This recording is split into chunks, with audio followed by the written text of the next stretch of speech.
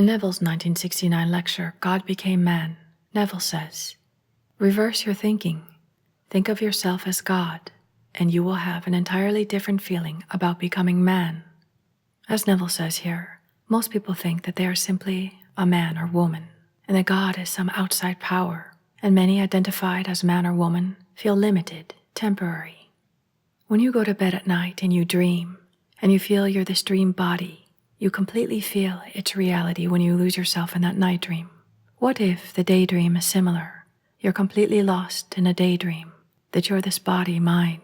What if all these mystics who've spoken from ancient of times to modern days are right?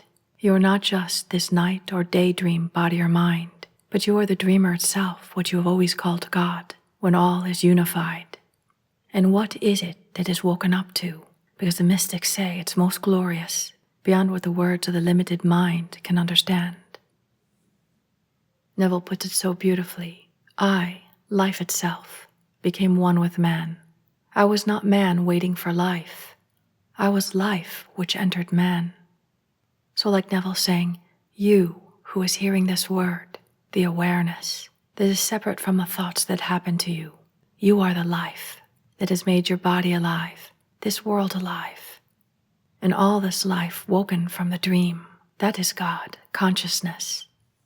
And Neville continues, you are infinitely greater than you think you are. You and I were together in eternity, which is everlastingly enduring. What cannot endure forever ceases to be. When God ceases to imagine something, it vanishes. But you and I are eternal beings who came down into time. As Blake said, we build mansions in eternity in these ruins of time. So if you want to know truth, it's everything that remains when the imagining stops.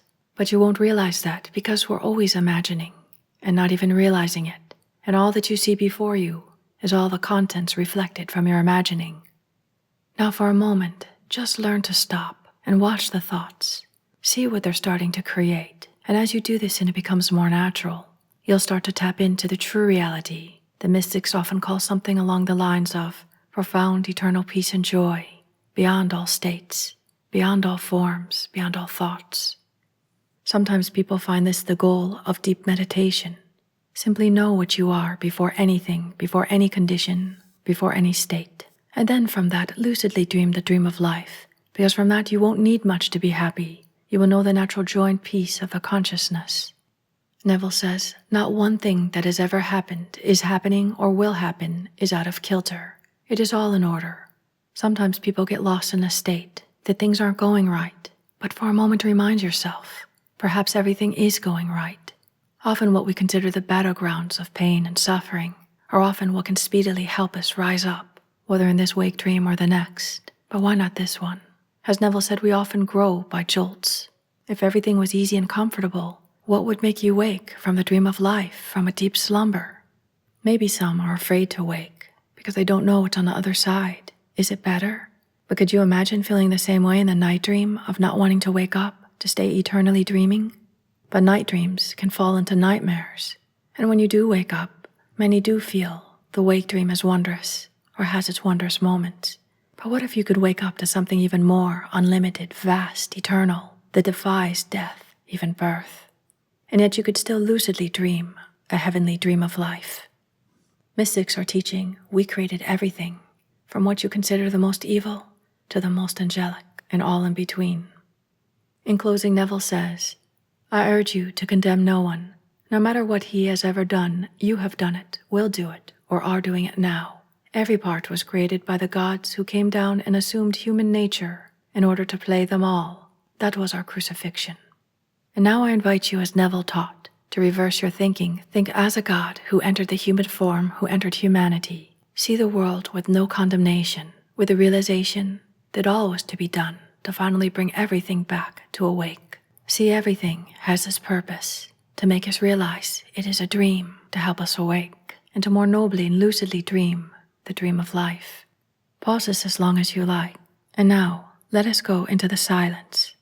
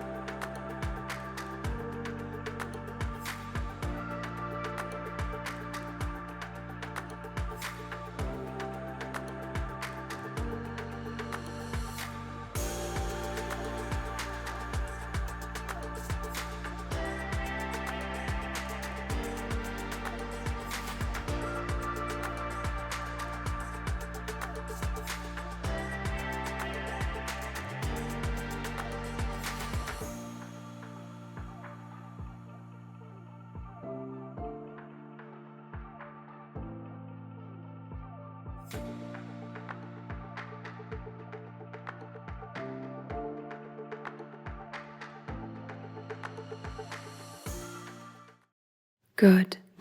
Oh, and this goes on the neck. A neck cooler. How do you... But I can't get any of them to turn on. Oh, wait. Oh, that's it? Oh, it would go down here. Is that an Asian hornet nest? Huh?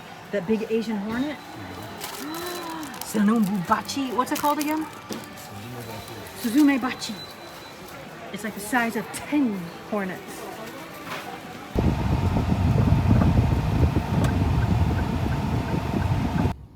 What's daiso mean? I don't know. Oh. And you think Never, but sure. Oh, you think it'd be called hyaku yen? Yeah.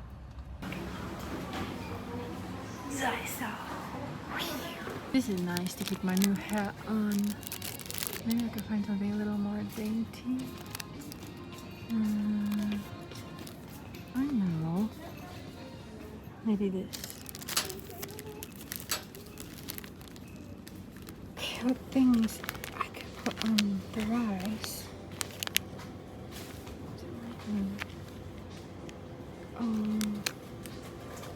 I could put a little sakura on the rice. Fish decoration, I think.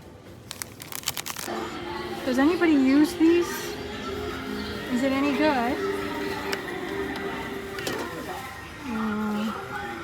Or here, maybe selling my iPhone 11 Pro back, but in best condition, they would buy it back at about $300 USD. How? Please check out one of the first sponsors of this channel, Tokyo Treats and its sister company Sakurako, a monthly Japanese snack subscription service that I personally enjoy myself. You can use the code NEVILLUTION for $5 off your first order. The links will be in the description section beneath this video. Thank you.